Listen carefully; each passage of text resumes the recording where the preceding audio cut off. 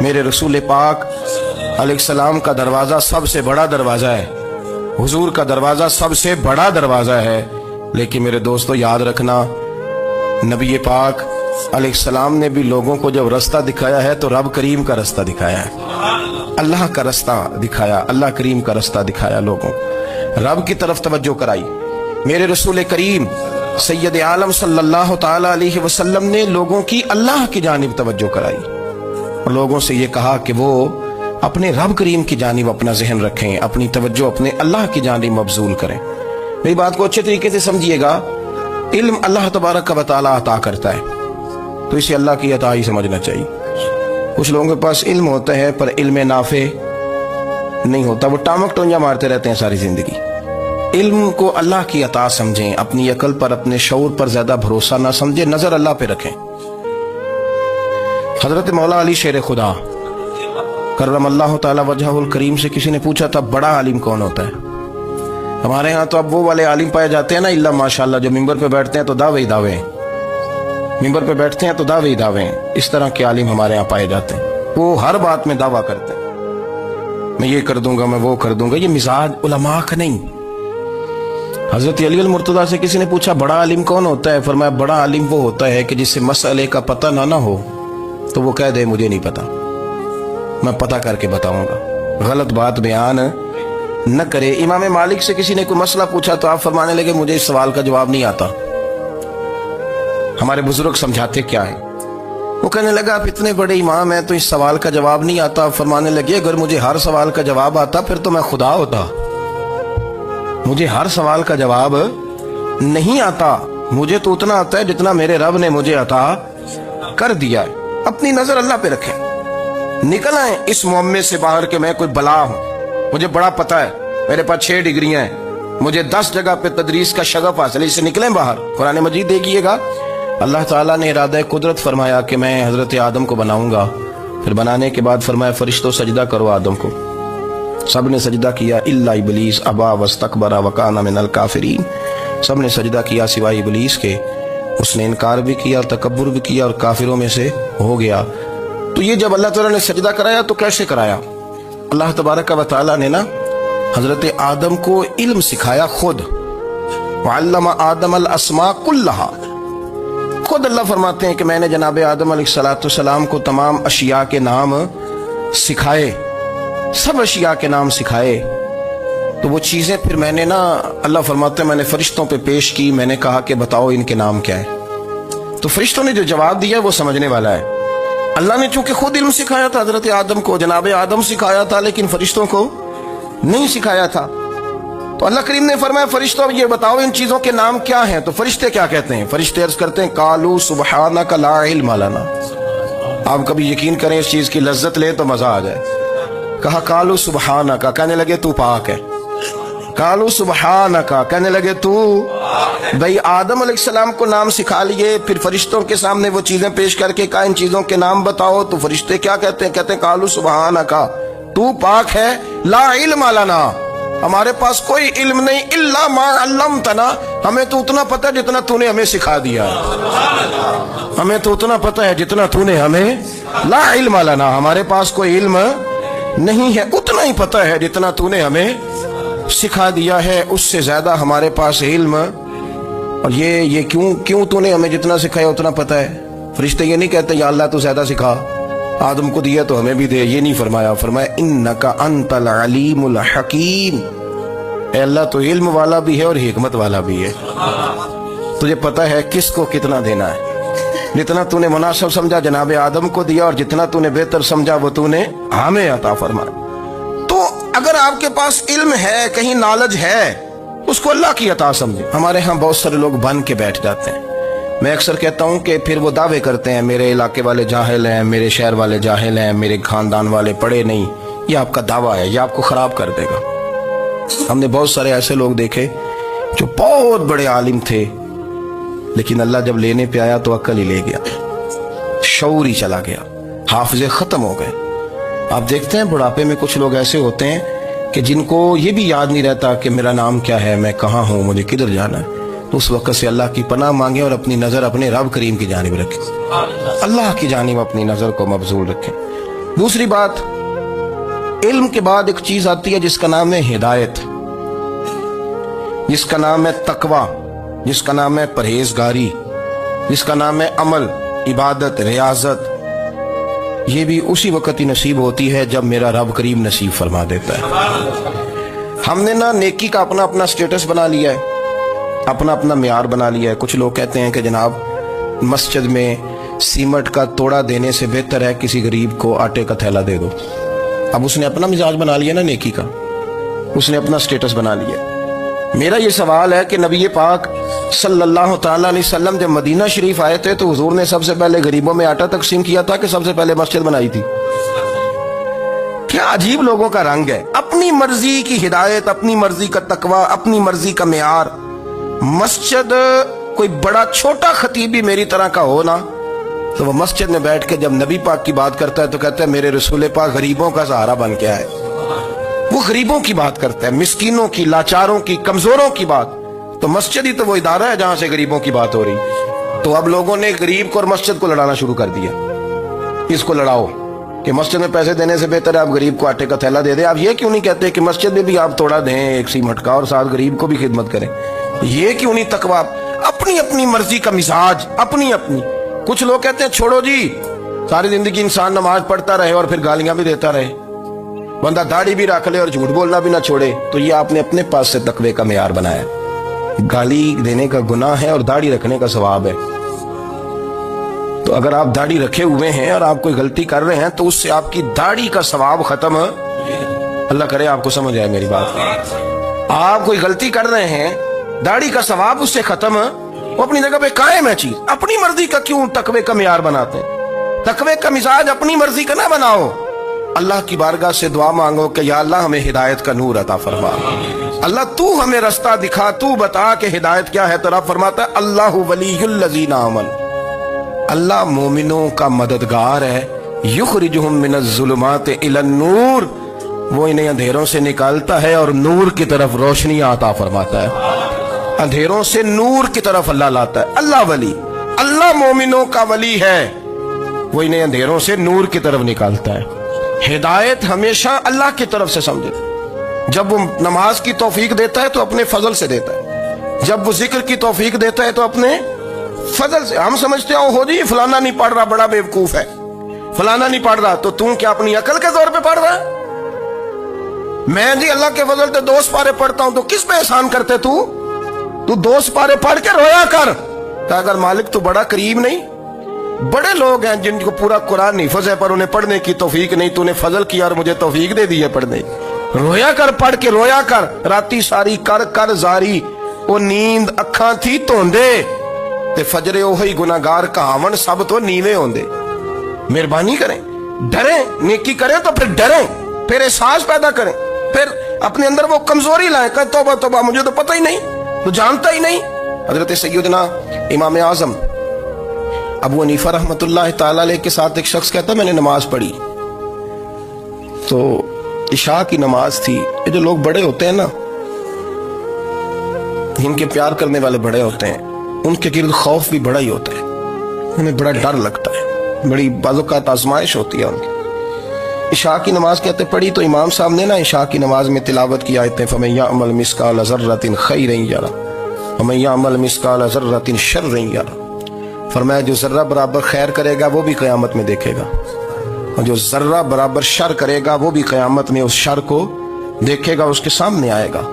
तो वो शख्स कहता है कि सारे लोग नमाज पढ़ के चले गए, तो इमाम साहब रहमतुल्लाह अलैह ने अपनी दाढ़ी पकड़ी, रो रहे हैं। कहते हैं वो जर्रा बराबर नेकी का बदला देने वाले, वो जर्रा बराबर शर पे सजा देने वाले मेरी सफेद दाढ़ी को देख। मालिक मेरे जर्रे जर्रे सामने न लाना, लोग तो मेरी बड़ी कदर करते हैं दुनिया, मैं तो बड़ा पहचाना जाता हूँ, लोग तो मेरी राहों में फूल लिए खड़े होते हैं, मुझे बड़ा नवाजते हैं, क़यामत में रुसवा ना कर देना, मेरे लिए मुश्किल हो जाएगी। वो कहते हैं मैंने इमाम साहब का दर्द देखा, मुझे कोई काम था तो मैं चला गया। मैंने कहा कि वो इस वक्त अल्लाह के हुजूर हाजिर हैं तो मैं दोबारा आऊंगा। कहते मैं तहज्जुद का वक्त आया तो इमाम साहब वहीं बैठे थे और उनकी दाढ़ी आंसुओं से भरी हुई थी और जोर से दाढ़ी पकड़ी हुई, कहने लगे मालिक रुसवा ना कर दे, क़यामत में रुसवा ना कर दे। तो यार जो हिदायत याफ्ता लोग थे वो तो डरे हुए थे, वो तो सहमे हुए थे। وہ تو کہتے تھے یہ اس کا فضل نہیں اس نے بلا لیا, یہ اس کا کرم نہیں.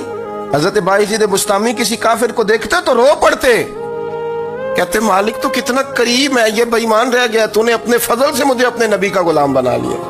وہ رو پڑتے. یہاں تو لوگوں کا دعویٰ ہی بڑا ہے.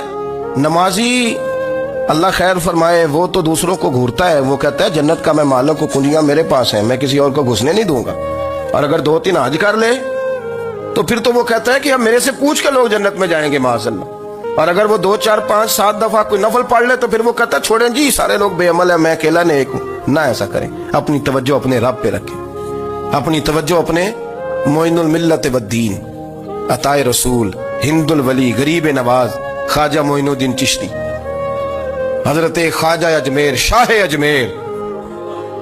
اجمیر, والی ہندوستان. آخری عمر میں نا سارا دن روتے گزر جاتا, ساری رات روتے گزر جاتے, ذرا سی کوئی بات کرتا تو رو پڑتے, آنکھیں آنسوں سے بھری رہتی. کئی دفعہ اپنے بھی پریشان ہو جاتے ہیں نا کہ یار تو ایک بات کی جان ہی نہیں چھوڑ رہا. تو خواجہ قطب الدین صاحب بختیار کاکی سے لوگوں نے کہا کہ آپ مرشد سے بات کریں, اتنا بھی تو نہیں نہ رونا چاہیے. ہر وقت اس کے آنسو کی کریے, عاشق دا کام ہی رونا توڑا, تبھی نہ روئے نہیں منظوری. یہ عاشق سدا ہی روندا رہندا ہے, پاویں وصل ہوئے تے پاویں دوری. ہر وقت رونے کا کیا مطلب ہے؟ تو خواجہ قطب صاحب کہتے ہیں میں قریب گیا تو میں نے پیر دبائے, میں نے کہا سونیا لوگ تو کچھ بھی نہیں کرتے, تو نے تو کمال کر دیا. 90 لاکھ آدمی مسلمان کر دیا, دنیا کچھ نہیں کرتی. تو نے 50 سال ساری رات مسلح پہ بیٹھ کے رب راضی کیا. تو شہزادہ تھا, حضور کی اولاد تھا, لیکن معین الدین تیرا ایک پلاٹ بھی نہیں. تو نے طالب علم پالے, انہیں غریبوں کو دیا, انہیں نوازا, کوئی شے نہیں تیرے پاس, ہر چیز تو نے. ساری رات روتے ہو, سارا دن روتے ہو. تو خواجہ قطب الدین صاحب کہتے ہیں میں نے جب عرض کیا تو خواجہ صاحب مجھے گلے لگا لی, چیخ مار کے روئے, کہنے لگے قطب الدین پتر داڑھی سفید ہو گئی, جانے کا وقت آ گیا. جو تو نے نیکیاں گنوائی ہیں وہ ہیں صحیح میرے پاس, پر یار کی بارگاہ میں پیش کرنے کے قابل ایک بھی نہیں. تو بارگاہ تو دیکھ کتنی بڑی ہے, رسول کریم کی بارگاہ میں پیش کرنے کے قابل ان میں سے ایک بھی نہیں. تو آستانہ دیکھ کتنا بڑا ہے, کیا پیش کروں گا, کیا عرض کروں گا حضور کی بارگاہ میں, کس طرح. وہ یار جو بڑے تھے وہ تو ڈرے ہوئے تھے, سہمے ہوئے تھے, وہ تو بڑی آزمائش میں تھے. لیکن میرا اور آپ کا رٹا 2 نمازیں پڑھ کے 6 نمازوں کا دعویٰ کرنا اور لمبی چوڑی کہانیاں بنانا اور اپنے منہ سے اپنی تعریفیں کرنا, اس سے تھوڑا باہر آئیں. رزق بھی میرا اللہ ہی دیتا ہے, علم بھی اللہ دیتا ہے, رزق بھی. بڑے بڑے فقیروں کو مالدار ہوتے دیکھا, بڑے بڑے مالداروں کو فقیر ہوتے دیکھا. بڑے میرے ایک بڑا سخی قسم کا سجن ہے, بڑا پیارا ہے, میں اسے سخی مانتا ہوں. میں نے اپنی پریشانیوں کے دنوں میں بھی اس شخص کو سخی دیکھا. ایک دن رات کو مجھے ٹیلی فون کر کے کہنے لگا کدھر ہو؟ میں نے کہا میں گھر ہوں. نہیں اکثر سفر میں ہوتے ہو نا. میں نے کہا طبیعت کیسی ہے؟ ٹھیک ہے, بس حال چال پوچھنا تھا. میں نے سمجھائی, میں نے کہا یار یہ کوئی مسئلہ ہے, ورنہ رات کے 2 بجے کوئی حال پوچھنے کو فون تو نہیں نہ کرتا, کوئی مطلب ایسا تو مسئلہ نہیں نا. تو میں نے بیک کال کی, میں نے کہا یار میری بات سن, مسئلہ کیا؟ کہ نہیں کچھ نہیں دل کر رہا تھا. میں نے کہا میری گل سن, رہے ہیں اسی 4-5 سال کٹھے, میں تین جاننا, اصل بات کر. کہنے لگا مکان بھی بڑا ہے, سارا کچھ ٹھیک ہے, پر وہ بڑا ہی بے نیاز ہے. کچھ حالات اس قسم کے آ گئے ہیں کہ لوگوں کو بتاؤں بھی تو لوگ ماننے کو تیار نہیں. زیادہ نہیں, مجھے نا تھوڑے سے پیسوں کی ضرورت ہے, کوئی 15-20 ہزار اگر مل جائیں میری ضرورت. آپ یقین کریں میں روتا رہا ساری رات. میں نے کہا مہربانہ تیرا کس طرح کرانگے, اس سے لے کے زمانہ استعمال کرتا تھا, پر بے پرواہی ویکھ نہ سجڑ دی, جتھے کسے دی پیش نہ جاوے, انہیں تاجاں والے در در رولے تے منگتے ہیں تخت بٹھاوے. سجنا کسے نو کارا مل دئی, کوئی کعبے خالی آوے. واللہ خیر الرازقین, وہ کہتے تو دائیں بائیں نہ جا, رزق تو تجھے میں دوں گا, میں ہوں بہتر رزق دینے والا. بڑے بڑے بادشاہ, بڑے بڑے شہنشاہ, بڑے بڑے لوگ, ہاتھوں میں کاسے, فقیریاں. ام ربیعہ کہا کرتی تھیں, بڑی نیک اور صالح خاتون تھیں. وہ کہتی ہیں کہ میں نا بڑے امیر آدمی کی بیوی تھی, اپنے شوہر کے ساتھ چھت پہ بیٹھی تھی, تو نیچے فقیر مانگنے والا آیا. اس نے بڑے درد سے صدا کی, تو میں نے اپنے شوہر سے کہا کچھ دینے کا, دفع کر, ان لوگوں نے دھندا بنایا ہوا ہے. کہتی میں میکے سے بھی بڑا مال لے کے آئی تھی, میرے ماں باپ بڑے امیر تھے, تو میں نے نا چوری اپنے خامد سے نظر بچا کے बाथरूम जाने के बहाने गई और नीचे जाके 5 दिनार मैंने उस फकीर की हथेली पे रखे। कहते उसने 5 दिनार देखे, फिर मेरी तरफ देखा तो मैंने उसकी आंखों में आंसू चमकते देखे। कहने लगे बीबी रब तेरा भला करे, मैं 3 दिनों का भूखा हूं। कि वो चला गया। मैं घर आ गई, जब बाहर आई तो मेरा शौहर कहने लगा तू इतनी अब इतनी तू तेज हो गई है और तू इतनी खुद मुख्तार हो गया, मेरे बगैर पूछे माल खर्च करेगी, जा तुझे 3 तलाकें। कहती मैं बालदार और वजादार बाप की बेटी थी, तलाक लेके घर आई तो मेरा बाप टूट गया, चारपाई पे चला गया। ओहो ये क्या बन गया। कहती बड़ी तकलीफ रही। 1-2 साल के बाद मेरे अब्बा ने मेरी शादी कर दी। अब जिस शौहर के पास गई वो बड़ा नेक था, परहेजगार था, अल्लाह ने बेहतरीन सिला दिया। कितनी छत पे बैठी थी, दरवाजे पे फकीर आया, मैंने शौहर से कहा कुछ दे दूं। कहने लगा 5 ना देना, 15 देना, 20 देना, मैं फकीर हूं, मैंने फकर से दौलत देखी है, इसे खाली ना लौटाना। कहती है कि मैं नीचे गई और जब मैंने उसकी तरफ दिनार बढ़ाए तो मेरी चीख निकली, पैसे फेंक के मैं बेहोश होके गिरी। मेरा शौहर ने आके उठाया, अंदर ले गया, पानी मुंह पे छिड़का। कहने लगा तुझे क्या हुआ। कहने लगे ये जो मांगने आया ये मेरा पहला शौहर था, वही था जो कहता था कि तू 5 दिनार दे आइए, जा तुझे 3 तलाकें। पढ़ो ना हदीस पाक। मेरे नबी पाक अलैहिस्सलाम ने फरमाया एक बंदा गंजा था। गंजा कोई तरतीब आगे पीछे हो जाए तो मफहूम के लिहाज से, लेकिन मैं मफहूम उसका वाज़े करता हूँ। एक गंजा था, कोई शय नहीं थी, सर पे बाल भी नहीं थे, रोया करता था। अल्लाह ताला ने फरिश्ते को भेजा, तुझे क्या चाहिए। तो कहने लगा बाल आ जाए और थोड़ा माल आ जाए। फरिश्ते ने हाथ फेरा तो बाल भी आ गए, तो बकरियां भी आ गई, लाइनें लग गई, माल ही माल हो गया। दूसरे के पास गया, वो कोड़ा था, उसको जाके कहा क्या चाहिए। कहने लगा शिफा हो जाए और कुछ अल्लाह ताला आसानी कर दे। शिफा भी हो गई, गायें भी दे दी, भैंसें भी दे दी, माल ही माल हो गई। फिर एक के पास गया, वो अंधा था, तुझे क्या चाहिए। उसने कहा आंखें मिलने और कुछ साथ अल्लाह माल दे दे। ऊंट ही ऊंट हो गए। जब बड़ा नवाज दिया तो फिर मालिक ने इम्तिहान लेने का इरादा किया। यारी तेरी सोना है पर आजमाइशां भी तेरियां अग, आजमाइशां तेरियां, सही कह रहा हूं, आजमाइशां तेरियां, यारी तेरी सोना है पर आजमाइशां तेरियां, ये सोना परखिया जावंदा ही पहलो ना लगा दे लग।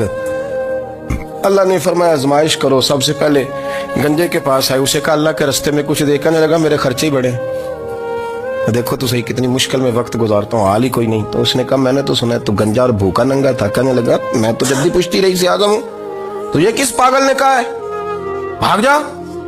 उसने कहा अच्छा जैसे तू था वैसे ही हो जाए। खेत खलियान उजड़ गए, फिर से गंजा हो गया।